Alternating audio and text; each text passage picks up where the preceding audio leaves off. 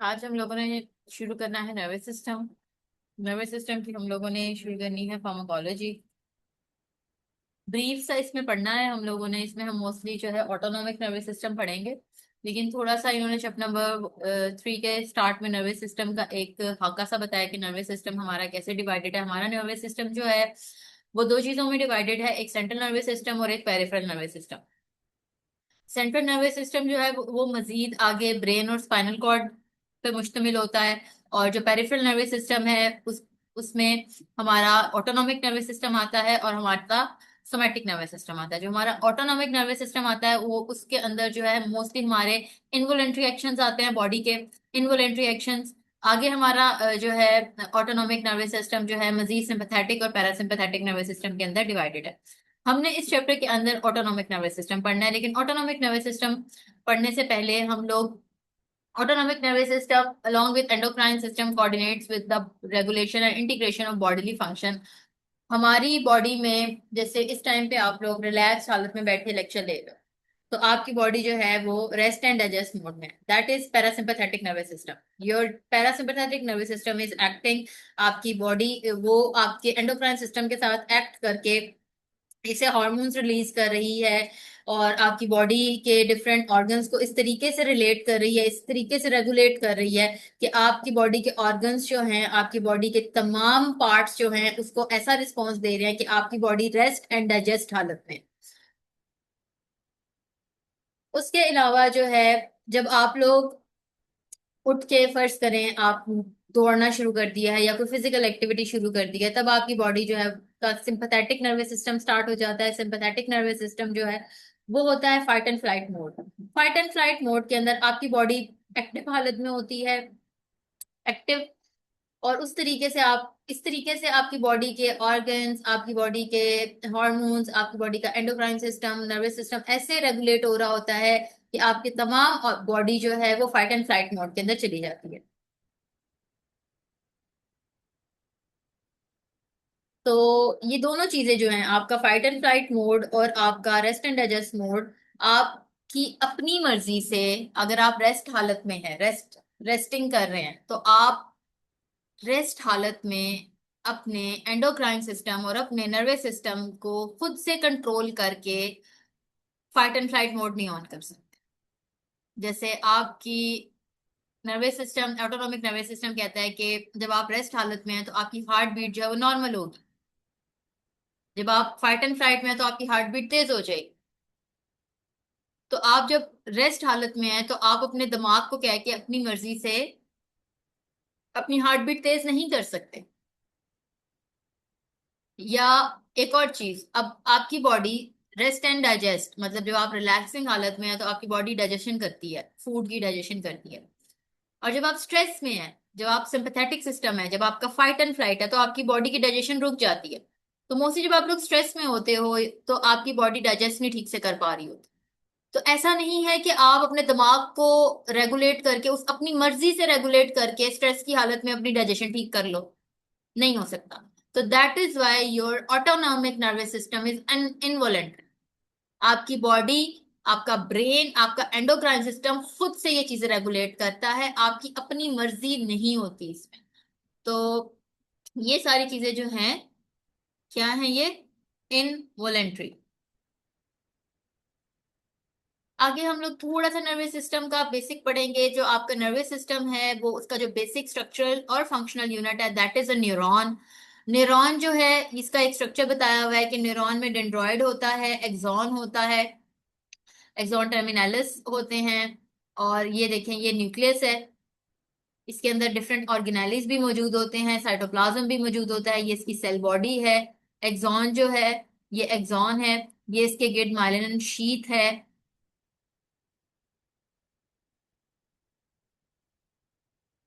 Neurons has branches or process called axon and dendroids.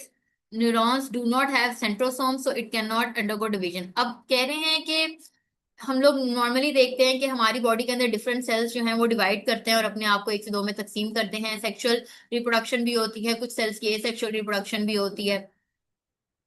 तो neurons की जो है वो रिप्रोडक्शन, न्यूरॉन्स की मजीद जो है वो डिवीजन नहीं होती। न्यूरॉन अपने आप को एक से दो में तकसीम नहीं कर सकते, क्योंकि एक तो इनके अंदर सेंट्रोसोम मौजूद, दे डू नॉट हैव सेंट्रोसोम, इनके अंदर सेंट्रोसोम मौजूद नहीं होते। आपने अगर 9th 10th में मियोसिस माइटोसिस पढ़ी थी, तो सेंट्रोसोम के ऊपर जो है वो, सेंट्रोसोम के ऊपर एडजस्टमेंट होती थी आपके क्रोमोसोम की, जब वो डिवाइड होते थे उसके ऊपर कंप्लीट असेंबली बैठती थी डिवीजन से पहले। तो इसमें सेंट्रोसोम नहीं है, इसमें डिवीजन नहीं होगी, that's why with the passage of time, old age के अंदर आप देखो तो सेल जो है वो सेल डेथ होना शुरू हो जाती है, सेल वीक होना शुरू हो जाता है। तो with the passage of time, with the passage of age, age के बढ़ते बढ़ते जो दिमाग की एक्टिविटी होती है वो थोड़ी कम होना शुरू हो जाती है।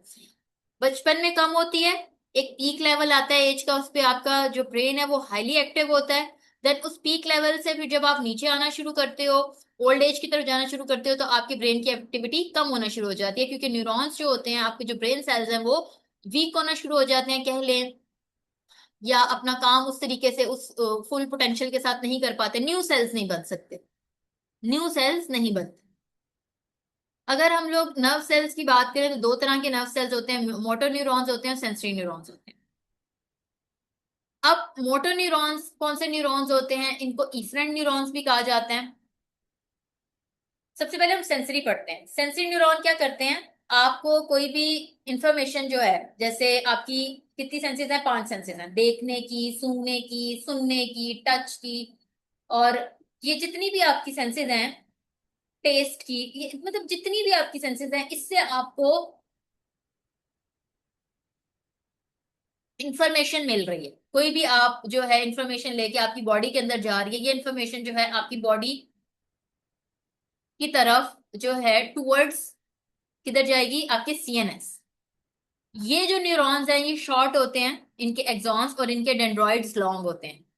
ये आपके दिमाग तक ले गए इंफॉर्मेशन। कहाँ से, सेंसरी न्यूरॉन्स हैं, ये आपकी सेंसेस से इंफॉर्मेशन लेते हैं। जैसे एक गर्म चीज है, मैंने उस गर्म चीज को हाथ लगाया है, अब अब ये जो है, जो मेरे हाथों की टिप्स के अंदर सेंसरी न्यूरॉन्स हैं, ये सेंसरी न्यूरॉन्स जो है ये इंफॉर्मेशन को, इस इंफॉर्मेशन को कि मैंने गर्म चीज को टच हुआ है, ये इन्फॉर्मेशन मेरे दिमाग तक लेके जा रहे हैं। अब ये जो न्यूरॉन्स हैं ये डिफरेंट तरह के, इनको सेंसरी न्यूरॉन्स कहते हैं, इनको एफरेंट न्यूरॉन्स भी कहा जाता है, इनके शॉर्ट एक्सॉन्स हैं, इनके लॉन्ग डेंड्रॉइड्स हैं।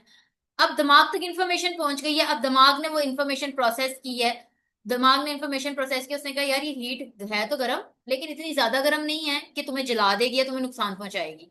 ठीक है, तो उसने दिमाग ने प्रोसेस करके इंफॉर्मेशन क्या दी है, उसने मसल को इंफॉर्मेशन दी है, उसने ब्लड वेसल्स को इंफॉर्मेशन दी है, ग्लैंड्स को, ब्लड वेसल को दी है कि कोई इतना मसला नहीं है, तुम थोड़ी डायलेट हो जाओ, थोड़ा ब्लड फ्लो उस साइड पे ज्यादा हो जाएगा।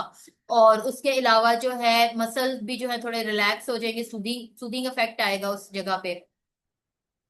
लेकिन स्केलेटल मसल्स के ऊपर कोई ऐसे इफेक्ट, मेरा हाथ जो है उधर ही है, लेकिन मेरी तो बॉडी थोड़ी सी उस पॉइंट पे होगी कि मैं हाथ पीछे भी कर सकती हूँ, लेकिन बॉडी ने ये नहीं कहा कि डेंजर नहीं है, तो मेरा हाथ उधर ही रहेगा।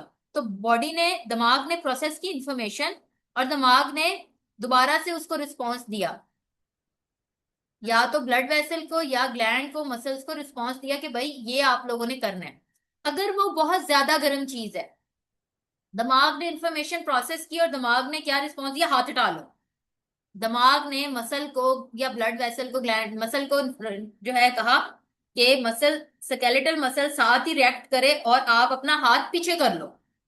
तो ये मोटर न्यूरॉन्स हैं। मोटर न्यूरॉन्स जो है वो आपका एक्शन प्रोड्यूस करवाते हैं। इनके लॉन्ग एक्सॉन होते हैं और शॉर्ट डेंड्राइट्स होते हैं। इनके डेंड्राइट शॉर्ट होते हैं और एक्सॉन लॉन्ग होते हैं। मैंने एग्जांपल से आपको जो है वो सिखाया। एक और एग्जांपल, अब जैसे मैंने देखा, एक पपी देखा, डॉग देखा, ठीक है। अब मुझे जो है डॉग से डर लगता है, तो सेंसरी न्यूरॉन ने क्या किया, मेरी आईज ने इंफॉर्मेशन दिमाग तक पहुंचा दी, सेंसरी न्यूरॉन्स ने दिमाग तक इंफॉर्मेशन पहुंचा दी, टुवर्ड्स ब्रेन इंफॉर्मेशन पहुंच गई। ये है मेरे एफरेंट न्यूरॉन्स, ए से एफरेंट। दिमाग ने इंफॉर्मेशन प्रोसेस की, दिमाग ने रिस्पॉन्स दिया, भागो इससे दूर। उसने मेरे स्केलेटल मसल्स को कहा, मसल तक उसने रिस्पॉन्स भेजा, भागो, तो मैं भागना शुरू कर दूंगी उससे दूर। तो ये मेरे मोटर न्यूरॉन्स का रिस्पॉन्स है। तो ये है सेंसरी एंड मोटर न्यूरॉन्स में फर्क। ये शॉर्ट एक्सॉन और लॉन्ग डेंड्रॉइड, और long axon and short dendroid, ये जो है ना ये एमसीक्यू के हवाले से इंपॉर्टेंट हो सकता है, तो ये भी आप एक दफा जो है देख लीजिएगा। देन अगर हम लोग नेक्स्ट देखें रिसेप्टर्स, तो हमारी ड्रग्स जो है, जितनी भी हमारी मेडिसिन हैं जो हमारी बॉडी के अंदर जाती हैं, तो उन्होंने जाके एक ऐसे जगह पे बाइंड करना होता है कोई भी बायोलॉजिकल एक्शन प्रोड्यूस करवाने के लिए। उस वो जगह, वो चीज जिसके साथ वो बाइंड करती है, that is called a receptor. तो रिसेप्टर्स जो होते हैं वो हम लोगों ने फार्माकोडायनामिक में डिफरेंट टाइप के रिसेप्टर्स पढ़े हैं, और डिफरेंट तरह के हो सकते हैं। हम लोगों ने पढ़ा था कि ये कोई प्रोटीन कपल्ड भी हो सकते हैं, इंट्रासेलुलर भी हो सकते हैं, उसके अलावा डिफरेंट टाइप के रिसेप्टर्स हो सकते हैं, एंजाइम लिंक्ड भी हो सकते हैं रिसेप्टर्स। बस उन्होंने क्या करना होता है, ड्रग ने जाके उस रिसेप्टर के साथ बाइंड करना है, और जो भी उसका थेरेप्यूटिक ड्रग का इफेक्ट है वो प्रोड्यूस हो जाता है। न्यूरोट्रांसमीटर्स क्या होते हैं? न्यूरोट्रांसमीटर्स जो होते हैं नर्व इम्पल्स की ट्रांसमिशन के लिए इस्तेमाल होते हैं। ये ऐसे केमिकल सब्सटेंसेस हैं, एक न्यूरॉन से दूसरे न्यूरॉन में जब भी इंफॉर्मेशन पास होनी होती है, या तो किसी भी चीज को कॉज करवाना, किसी भी रिएक्शन को कॉज करवाना, या फिर किसी रिएक्शन को इनहिबिट करना, दो तरह का दिमाग का रिस्पॉन्स है, या तो यस है या नो है, या ये काम करो या ये काम रोक दो, या हाँ है या ना है। तो इसी तरीके से दो तरह के इसमें न्यूरोट्रांसमीटर है, एक स्टिमुलेटरी न्यूरोट्रांसमीटर है, एक इनहिबिटरी न्यूरोट्रांसमीटर है। मतलब हाँ वाले स्टिमुलेटरी हो गए, ना वाले इनहिबिटरी हो गए। अब आपने कोई काम करना है, तो आपके न्यूरॉन टू न्यूरॉन जो है वो रिस्पॉन्स जा रहा है, जी काम होना है, तो न्यूरॉन टू न्यूरॉन एक्शन जाने के लिए एक न्यूरॉन ने दूसरे न्यूरॉन को कैसे बताना है कि जी जाएगा, रिस्पॉन्स एक्टिव रखो। एक न्यूरॉन से दूसरे न्यूरॉन में जो सिग्नल जाएगा स्टिमुलेशन का, एक न्यूरॉन के एंडिंग से जो है स्टिमुलेटरी न्यूरोट्रांसमीटर, जो कि केमिकल सब्सटेंसेस होते हैं जो कि ऑलरेडी उसके न्यूरॉन की एंडिंग के अंदर वेसिकल फॉर्म में स्टोर्ड होते हैं, वो रिलीज होंगे। ये साइनेप्सिस में हम लोगों ने पढ़ा था। सिनेप्टिक क्लेफ्ट में आएंगे, सिनेप्टिक क्लेफ्ट से दूसरे न्यूरॉन के अंदर एंटर होंगे। इस तरीके से एक न्यूरॉन से दूसरे न्यूरॉन की सिनेप्सिस होगी, और जो है ये केमिकल सिग्नल्स जो हैं वो एक न्यूरॉन से रिलीज होकर दूसरे न्यूरॉन में आएंगे, न्यूरोट्रांसमिशन होगी इन न्यूरोट्रांसमीटर्स की वजह से। तो ये होगी स्टिमुलेशन। और अगर इनहिबिशन होनी है, तो इनहिबिशन भी ऐसे ही होती है, एक न्यूरोट्रांसमीटर, एक न्यूरॉन के एंडिंग से जो है सैनैप्स, दो न्यूरॉन्स के दरमियान में सैनैप्स होता है, एक न्यूरॉन के एंडिंग से जो है वो इनहिबिटरी न्यूरोट्रांसमीटर निकलता है, दूसरे न्यूरॉन को जाके वो ब्लॉक कर देता है। पहले वो सिनेप्टिक क्लेफ्ट में आएगा, उसके बाद दूसरे न्यूरॉन में एंटर होगा और उसको ब्लॉक कर देगा। इसको ना अगर हमें आपको वैसे इतना कोई एक्सप्लेन करने की सच है नहीं इसमें जरूरत, लेकिन फिर भी मैं आपको ना न्यूरॉन टू न्यूरॉन जो है ना वो समझाने की कोशिश करती हूँ। जैसे ये देखें, ये एक न्यूरॉन है, ये दूसरा न्यूरॉन है, इस न्यूरॉन के और इस न्यूरॉन के दरमियान में जो है ना ये होनी है न्यूरो ट्रांसमिशन। ये देखें,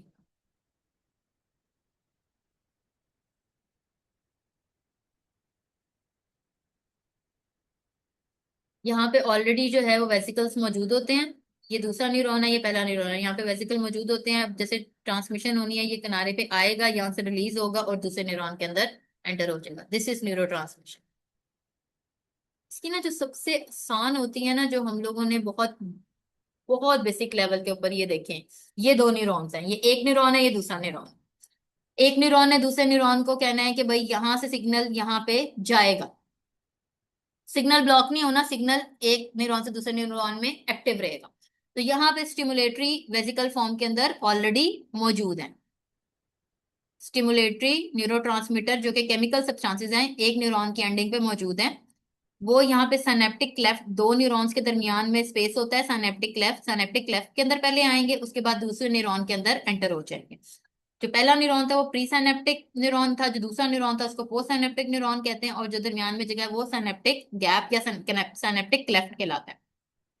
तो ये जो केमिकल्स होते हैं दो तरह के होते हैं, ये इनहिबिटरी भी होते हैं और ये स्टिमुलेटरी भी होते हैं। अगर एक्शन को प्रोड्यूस करवाना है तो वो स्टिमुलेटरी होंगे, अगर एक्शन को ब्लॉक करना है तो वो इनहिबिटरी होंगे। देन लोकल मीडिएटर्स होते हैं। समटाइम्स ना हमारी बॉडी को कोई चीजें रिक्वायर्ड होती है, जो उनको बॉडी में खुद उसी टाइम पे वो सेल बनाता है और खुद ही इस्तेमाल कर लेता है। जैसे एक सेल है, उसको एक स्पेसिफिक चीज चाहिए, पूरी बॉडी के अंदर वो मौजूद नहीं है, तो वो सेल जो है ना इंतजार नहीं करेगा बॉडी का कि बॉडी उसको बना के प्रोवाइड करे, या वो सेल जो है अपने आप को खराब कर ले। सेल क्या करेगा, सेल वो चीज खुद बना लेगा, उसके पास अगर रिसोर्सेज हैं तो वो चीज खुद बनाएगा और खुद ही इस्तेमाल कर लेगा अपने पास ही। लोकल का मतलब, लोकल मीडिएटर का मतलब है कि वो अपने उसी लोकल एरिया में जहां पे वो बना रहा है उसने अपनी ही जगह पे उसको इस्तेमाल करना है। वो जो भी केमिकल है वो उसी स्पेसिफिक एरिया के ऊपर इस्तेमाल होगा, उसे ब्लड में रिलीज नहीं करना उसको। उसको बनाने के बाद वो उसी जगह पे इस्तेमाल होगा एंड देन उसके बाद उसको रिमूव कर दिया जाएगा या डिस्ट्रॉय कर दिया जाएगा। इस्तेमाल होने के बाद वो उधर से खत्म हो जाएगा। ऐसा नहीं है कि फिर उसको बॉडी के अंदर डिस्ट्रीब्यूट करेंगे, एक्स्ट्रा बन गया तो बॉडी को भी दे दो, फलाने दूसरे सेल को भी दे दो, वो हाथ के पास जो सेल है जो लिवर के सेल्स को भी दे दो, किडनी के सेल्स को भी दे दो, ब्रेन के सेल्स को भी दे दो। ऐसा नहीं होगा। जिसने बनाना है, जिसको जितना चाहिए वो बनाएगा, जो उसकी रिक्वायरमेंट है, अगर उसके पास रिसोर्सेज हैं उधर ही अपने पास इस्तेमाल करेगा, लोकल उसी सेम प्लेस के ऊपर, एंड देन डिस्ट्रॉय कर देगा। They do not enter the blood and they are not distributed throughout the body. इसकी एग्जाम्पल है हिस्टामिन। तो लोकल मीडिएटर्स ऐसे केमिकल्स होते हैं जो वो सेल्स बनाते हैं जिनको खुद स्पेसिफिकली रिक्वायर्ड होते हैं, अपने लिए बनाते हैं, खुद ही इस्तेमाल करते हैं, ना ब्लड में एंटर करते हैं ना बॉडी को देते हैं। उसके ऑपोजिट एक चीज होती है हार्मोन्स। हार्मोन्स जो होते हैं ये ग्लैंड्स बनाते हैं, बनाकर स्टोर भी हो जाते हैं। एंडोक्राइन जो है सेल्स हमारे बनाएंगे हार्मोन्स, फिर उसके बाद आपकी ब्लड के अंदर एंटर कर देते हैं या आपकी पूरी बॉडी के अंदर जो है वो डिस्ट्रीब्यूट होते हैं। पूरी बॉडी में डिस्ट्रीब्यूट होने के बाद क्या होगा, जहां जहां पे जिधर जिधर इनका थोड़ा थोड़ा, जहां जहां पे इनका एक्शन होना होता है वहां वहां पे इनका एक्शन होता है और फिर हर जगह पे ये अपना एक्शन दिखाते हैं। ये टोटली ऑपोजिट है इससे, लोकल मीडिएटर से। ये रिलीज होने के बाद पूरे ब्लड के अंदर जो है ना डिस्ट्रीब्यूट होंगे, सॉरी ब्लड के अंदर डिस्ट्रीब्यूट होंगे, पूरी बॉडी के अंदर थ्रू आउट डिस्ट्रीब्यूट हो जाएंगे। और डिफरेंट बॉडी के डिफरेंट सेल्स के अंदर इनका डिफरेंट एक्शन होता है। जैसे आपका ग्रोथ हार्मोन है, ग्रोथ हार्मोन आपका रिलीज होगा आपकी पिट्यूटरी ग्लैंड से। रिलीज होने के बाद उसने आपकी पूरी ब्लड के अंदर आना है, पूरी बॉडी के अंदर रिलीज जो है काम करना है और हर ऑर्गन को अफेक्ट करना है, हर ऑर्गन को अफेक्ट करना है। फिर हमारी थोड़ी सी एनाटॉमी ऑफ एएनएस है। अब जो हम लोगों ने एफरेंट और इफरेंट न्यूरॉन पढ़े थे, अगर हम लोग ऑटोनॉमिक नर्वस सिस्टम की बात करें तो ऑटोनॉमिक नर्वस सिस्टम के अंदर जो है कह रहे हैं कि efferent neurons autonomic nervous system में दो तरह के होते हैं। दो तरह के इफरेंट न्यूरॉन होते हैं। पहला जो न्यूरॉन इफरेंट है उसको प्रीगैंग्लियोनिक न्यूरॉन कहते हैं। और ये कहाँ पे, सीएनएस के अंदर मौजूद होता है और ब्रेन स्टेम से या स्पाइनल कॉर्ड से ये निकलेगा, गैंग्लिया में जाके ये साइनेप्टिक कनेक्शन बनाएगा और ये कनेक्टिंग जो है पॉइंट होता है बिटवीन प्री गैंग्लियोनिक न्यूरॉन और सेकंड नर्व सेल, अगले पोस्ट गैंग्लियोनिक न्यूरॉन का। ठीक है, दोबारा देखते हैं कि ये पहला जो दो तरह के इफरेंट न्यूरॉन्स होते हैं, ये देखें two types of efferent neuron है। जो पहला है उसे प्री गैंग्लियोनिक न्यूरॉन कहते हैं। ये सीएनएस के अंदर लोकेटेड होता है। कहाँ से निकलेगा, ब्रेन या स्पाइनल कॉर्ड से निकलेगा, इमर्ज आउट होगा और साइनेप्टिक कनेक्शन ये गैंग्लिया में बनाएगा। और ये एक कनेक्टिंग पॉइंट बनेगा बिटवीन प्री गैंग्लियोनिक न्यूरॉन और पोस्ट गैंग्लियोनिक न्यूरॉन। ये प्री गैंग्लियोनिक न्यूरॉन और पोस्ट गैंग्लियोनिक न्यूरॉन कौन है, ये दो इफरेंट न्यूरॉन्स हैं। ये क्या है, दो इफरेंट न्यूरॉन्स है। अब जो दूसरा है ये गैंग्लियन से निकलेगा और अफेक्टर ऑर्गन्स तक टर्मिनेट हो जाएगा, मतलब इधर तक उसके ऊपर जाके जो भी आपका अगर ग्लैंड है, मसल है, जो भी है उस पर जाके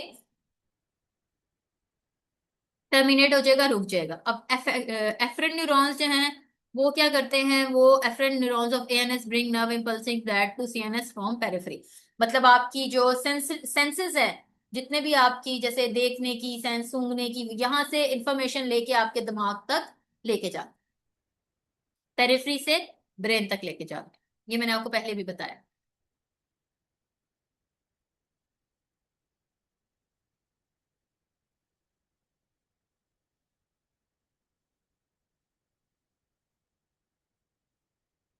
अब हमने पढ़ना है ऑटोनॉमिक नर्वस सिस्टम को मजीद आगे सिंपैथेटिक और पैरासिम्पथेटिक नर्वस सिस्टम में डिवाइड किया गया। ऑटोनॉमिक नर्वस सिस्टम को आगे मजीद सिंपैथेटिक नर्वस सिस्टम और पैरासिम्पैथेटिक नर्वस सिस्टम में डिवाइड किया गया। सिंपैथेटिक नर्वस सिस्टम और पैरासिम्पैथेटिक नर्वस सिस्टम का थोड़ा सा मैंने आप लोगों को इंट्रोडक्शन शुरू में दिया था। अगर हम लोग इस डायग्राम को देखें,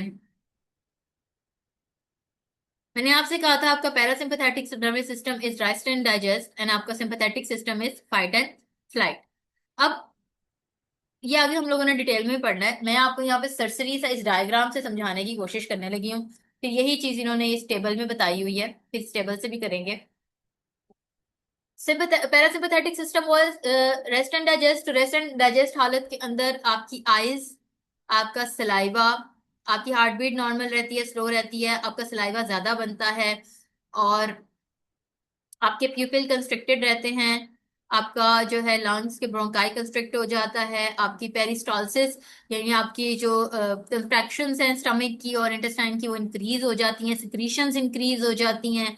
आपका बाइल की सिक्रीशंस इंक्रीज हो जाती हैं। आपका जो है ब्लडर की कंट्रैक्शन ज्यादा हो जाती है।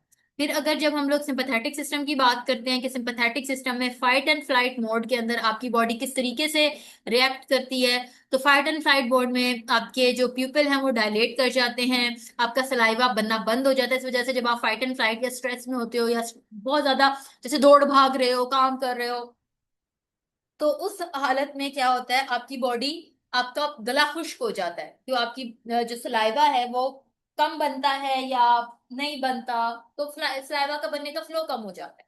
In other word bronchi dilate हो जाते हैं क्योंकि आप फिर आपकी ब्रीदिंग शैलो ब्रीदिंग हो जाती है, आपकी डीप ब्रीदिंग नहीं रहती, शैलो ब्रीदिंग हो जाती है आपकी, तो ब्रोंकाई आपके डायलेट हो जाते हैं। उसके अलावा आपकी पेरिस्टालसिस और सिक्रीशंस खत्म हो जाती हैं, इनहिबिट हो जाती हैं। मतलब कि in case of sympathetic system आपकी जो डाइजेशन है वो कंप्लीटली तौर पे ब्लॉक हो गई है। फिर conversion of glycogen to glucose, आपका जो स्टोर्ड जो है एनर्जी होती है लिवर के अंदर, वो आपकी बनना जो है वो निकल के ग्लूकोज में कन्वर्ट होती है। आपको एनर्जी ज्यादा चाहिए होती है उस स्ट्रेस की हालत में, या फिर आपको कोई भी जो फिजिकल एक्टिविटी है उस हालत में आपकी बॉडी एड्रेनालिन और नॉन एड्रेनालिन बहुत ज्यादा रिलीज करती है, और आपका जो ब्लडर है उसकी भी कंस्ट्रिक्शन जो है कंट्रैक्शन जो है वो इनहिबिट हो जाती है। मतलब ये दोनों काम आपस में ऑपोजिट है, ये रेस्टिंग है और ये फाइट एंड फ्लाइट है। सेम ये चीजें इन्होंने यहाँ पैराग्राफ में लिखी है, ये आपको क्वेश्चन भी आ सकता है, what is the difference between sympathetic and parasympathetic system, या सिंपैथेटिक सिस्टम और parasympathetic system. Sympathetic nervous system और पैरासिम्पैथेटिक नर्वस सिस्टम के केस के अंदर आपकी बॉडी किस तरीके से एक्ट करती है, आपकी बॉडी ऑर्गन्स किस तरीके से इफेक्ट करते हैं, ये भी क्वेश्चन आ सकता है। ये जो सारी चीजें मैंने आपको ऊपर बोली हैं ये सेम इसी में लिखी हुई हैं। जीआईटी ब्लॉक हो जाएगा जो है सिंपैथेटिक में, लेकिन पैरासिम्पैथेटिक सिस्टम में इंक्रीज हो जाएगा। जेनिटेलिया में मेल में इजैकुलेशन जो है वो स्टिमुलेट होगी, और पैरासिम्पैथेटिक में इरेक्शन स्टिमुलेट होगी। फीमेल के अंदर जो है सिंपैथेटिक सिस्टम में यूट्रस रिलैक्स हो जाता है। और ये दो चीजें जो थी वो एक्स्ट्रा इसमें लिखी हुई है। लैक्रिमल ग्लैंड जो है लैक्रिमेशन, पैरासिम्पैथेटिक सिस्टम में टीयर्स बनते हैं।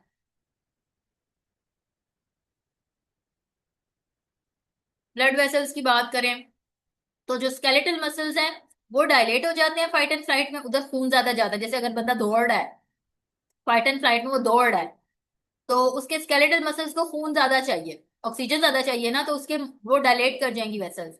लेकिन जो उसकी दूसरी वेसल्स है, उसके स्किन और उसके विसरा की जो जितनी भी है वेसल्स, वो कंस्ट्रिक्ट कर जाएंगी, तो उसका इसी हिसाब से उसका बीपी भी फिर ब्लड प्रेशर भी फिर इंक्रीज होता है। हार्ट रेट इंक्रीज है, ये पीपल डायलेट होंगे और इधर पीपल जो है वो कंस्ट्रिक्ट होंगे।